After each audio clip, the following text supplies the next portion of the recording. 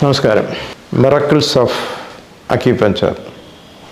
അപ്പോൾ നമ്മുടെ ആളുകൾക്ക് വലിയ വിശ്വാസമില്ലാത്തതും അറിവില്ലാത്ത ഒരു സബ്ജക്റ്റാണത്. ഇതിൻ്റെ ഏറ്റവും പ്രധാന ഒരു മുഖവുരയായിട്ട് തന്നെ പറഞ്ഞുള്ള ഈ ഊമകൾക്ക് കേൾക്കാനും വർത്തമാനം പറയാനും പറ്റും 85%. 1. 2. അക്യുപഞ്ചർ അനസ്തേഷ്യ എന്ന് പറഞ്ഞൊരു മെത്തേഡുണ്ട്. ബോധം കെടുത്താതെ നമുക്ക് സർജറി ചെയ്യാൻ സാധിക്കും. The patient is conscious throughout surgery but doesn't feel the pain. അതായത് സർജറി തുടങ്ങുമ്പോൾ തൊട്ട് അവസാനം വരെയും അവർക്ക് വേദന അറിയില്ല.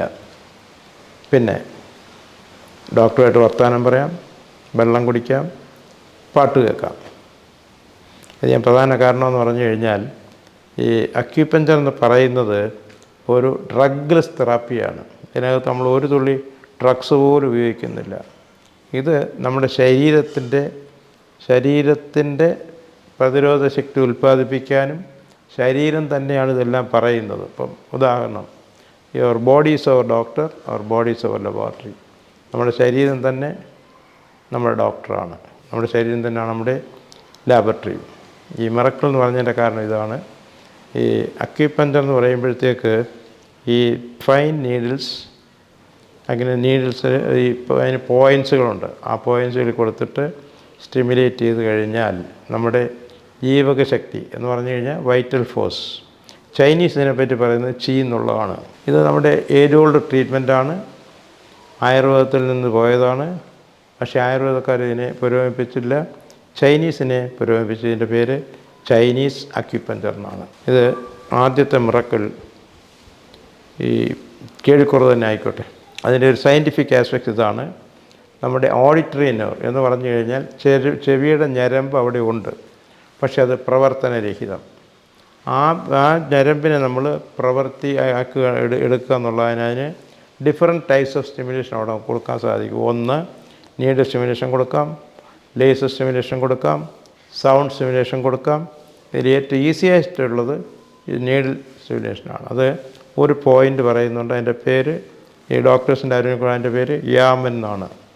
അക്യുപഞ്ചർ പഠിക്കുന്നതും പഠിപ്പിച്ചുകൊണ്ടിരിക്കുന്നതും അറിയേണ്ട ഡോക്ടേഴ്സും പറയും. അതിൻ്റെ പേര്, അതിൻ്റെ ഈ പോയിൻ്റ് എന്ന് പറഞ്ഞു കഴിഞ്ഞാൽ നമ്മുടെ ഫസ്റ്റ് ആൻഡ് സെക്കൻഡ് വെർട്ടിബ്രയുടെ towards the chin and the middle of ലോങ്ങേറ്റയുടെ പൊസിഷനിലാണ് കൊടുക്കേണ്ടത്.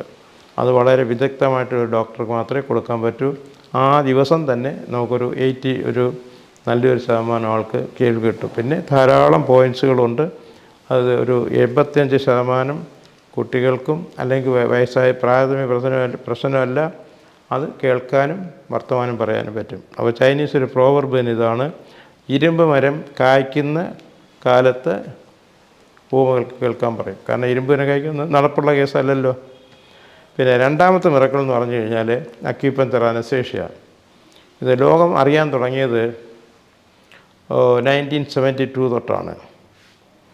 അന്ന് ഇത് ഏറ്റവും പുരോഗമിച്ചിട്ടുള്ള അക്യുപഞ്ചർ അനസ്തേഷ്യ ലീഗലായിട്ട് ചെയ്യുന്ന ഒരേ ഒരു രാജ്യം ഇതൊക്കെ ചൈന മാത്രമേ ഉള്ളൂ.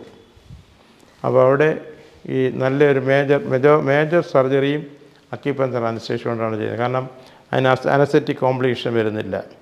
പിന്നെ ഈ ഒരു അനസ്തെറ്റിക്കിൻ്റെ ആവശ്യം പോലും വരുന്നില്ല. അത് 2-3 കാര്യങ്ങൾക്ക് കൊടുക്കാൻ പറ്റൂ. പേഷ്യൻ്റ് നോർമലായിരിക്കണം, ഒബീഡിയൻ്റ് ആയിരിക്കണം. മാനസിക രോഗികൾക്കും കുട്ടികൾക്കും കൊടുക്കാൻ പറ്റില്ല. കാരണം അവർ പകുതിയാകുമ്പോൾ എണീക്കും. കാരണം അവർക്ക് വേദന അറിയില്ല. അതിൻ്റെ സയൻറ്റിഫിക് ഇതാണ്. ഈ ചില പോയിൻറ്റ്സുകൾ നമ്മൾ നീഡിൽ കൊടുത്ത് ഇലക്ട്രോൺ സ്റ്റിമുലേഷൻ കൊടുക്കുമ്പോഴത്തേക്ക് the brain began to endorphin എന്ന് പറഞ്ഞു കഴിഞ്ഞാൽ നാച്ചുറൽ പെത്തിഡിൻ അല്ലെങ്കിൽ മോർഫിയയുടെ അതേ എഫക്റ്റ് ആയിരിക്കും. അപ്പോൾ സർജറിയുടെ സമയത്ത് പാട്ട് കേൾക്കാം, വെള്ളം കുടിക്കാം, ഇതില്ല.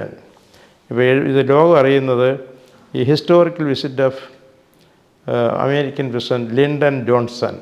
പുള്ളി അമേരിക്കയിലെ ആദ്യമായിട്ട് ഒരു പ്രസിഡൻറ്റ് ചൈന സന്ദർശിക്കുന്നത് ലിൻഡൻ ജോൺസനാണ്. അപ്പോൾ അദ്ദേഹത്തിൻ്റെ ഗ്രൂപ്പായിട്ട് അമേരിക്കൻ ഡോക്ടേഴ്സ് പോകുമ്പോൾ ഗ്രൂപ്പ് ഓഫ് ഡോക്ടേഴ്സും എല്ലായിട്ടാണ് അവർ പോകുന്നത്. അപ്പോൾ അവിടുത്തെ ഹോസ്പിറ്റലിൽ ചെന്ന് വിസിറ്റ് ചെയ്തപ്പോഴേ പറഞ്ഞു, മിസ്റ്റർ പ്രസിഡൻറ്റ്, ഞങ്ങളൊരു കാര്യം അദ്ദേഹം അങ്ങനെ കാണിച്ചു തരാം. പുള്ളിയെ സർജിക്കൽ റൂമിലേക്ക് കൊണ്ടുപോയി അനസ്തേഷ്യ കൊടുത്ത് അനസ്തേഷ്യ കൊടുക്കാതെ സർജറി ചെയ്യുന്നത് കാണിച്ചു കൊടുത്ത്.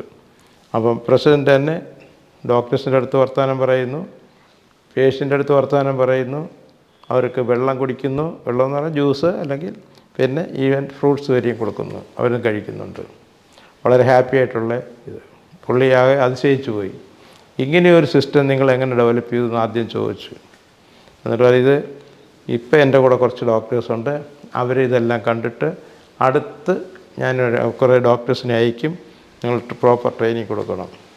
ചെന്ന് ഒരാഴ്ച കഴിഞ്ഞില്ല, ലിൻഡൻ ജോൺസൺ ഒരു എയ്റോപ്ലെയിൻ നിറച്ച് ഡോക്ടേഴ്സിനെ ട്രെയിനിങ് ആയിട്ട് അവിടെ ചൈനയോട്ട്.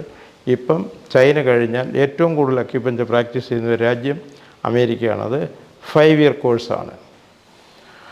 അപ്പോൾ ഞാൻ തന്നെ അക്യുപഞ്ചർ അനസ്തേഷ്യ പഠിക്കാൻ ചൈനയിലാണ് പോയത് 1975. അപ്പോൾ അവിടെ പോയി കഴിഞ്ഞാൽ നമുക്കിത് ചെയ്യാനും സാധിക്കും, അവർ ചെയ്യിപ്പിക്കുകയും ചെയ്യും.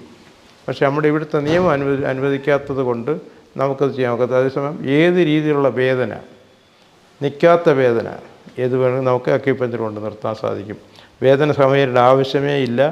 ഇന്ത്യ പോലെ രാജ്യത്ത് ഇത് നല്ല പ്രോപ്പറായിട്ട് റെക്കഗ്നൈസ് ചെയ്യുകയാണെങ്കിൽ നമുക്ക് millions of rupees we can save yearly. പ്രത്യേകിച്ച് വേദന സംഹാരിക്ക്.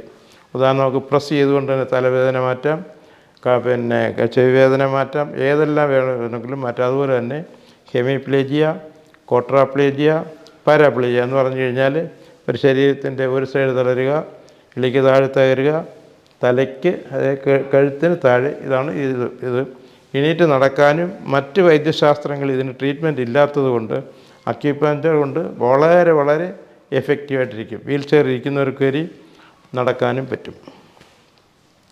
പിന്നെ എല്ലാ രോഗങ്ങൾക്കും മാക്സിമം പ്രതിരോധ ശക്തി കൊടുക്കും. അത് രോഗം ഏതും ആയിക്കൊള്ളട്ടെ, ഹാർട്ട് ഡിസീസ് ആയാലും മാനസിക രോഗമായാലും ഏതായി കഴിഞ്ഞാലും അക്യുപഞ്ചർ പോലെ, അതായത് main action brain and nervous സിസ്റ്റത്തിലാണ്. നമ്മുടെ അതുകൊണ്ടാണല്ലോ മൈൻഡിനും ആക്ഷനുണ്ട്, ബോഡിയിൽ ഒരുപോലെ ആക്ട് ചെയ്യും. പക്ഷേ ഇതേപ്പറ്റി നമ്മുടെ സമൂഹത്തിനോ ഈവൻ മെഡിക്കൽ ഫീൽഡിൽ തന്നെ വളരെ ചുരുക്കം ആളുകളെ അറിയാൻ സാധിക്കുന്നുള്ളൂ. കാരണം അത് ഇന്ത്യയിൽ ഇത് പൂർണ്ണമായിട്ട് റെക്കഗ്നൈസ് ചെയ്തിട്ടില്ല. ബട്ട് ഇത് ക്വാളിഫൈഡ് ഡോക്ടേഴ്സിന് ദേ ക്യാൻ പ്രാക്ടീസ്. ഞാൻ ഇത്രയും പറഞ്ഞെങ്കിൽ തന്നെയും പ്രധാനമായിട്ട് ഞാനിവിടെ പ്രധാനമായിട്ട് കൊടുക്കുന്നത് ബൈപ്പാസ് സർജറി ഒഴിവാക്കാൻ, ആൻജിയോപ്ലാസ്റ്റി ഒഴിവാക്കാൻ, ആൻജിയോഗ്രാം പോലും ചെയ്യാൻ പറ്റാത്ത പേഷ്യൻസിന് വരെയും നൂതനമായിട്ടുള്ള ലേസർ ട്രീറ്റ്മെൻറ്റ് അവൈലബിളാണ്. ഇതേപറ്റി കൂടുതൽ അറിയുന്നതിന് എല്ലാ ദിവസവും 7 മണിക്ക് ശേഷം വൈകിട്ട് എന്നെ കോൺടാക്റ്റ് ചെയ്യാവുന്നതാണ്.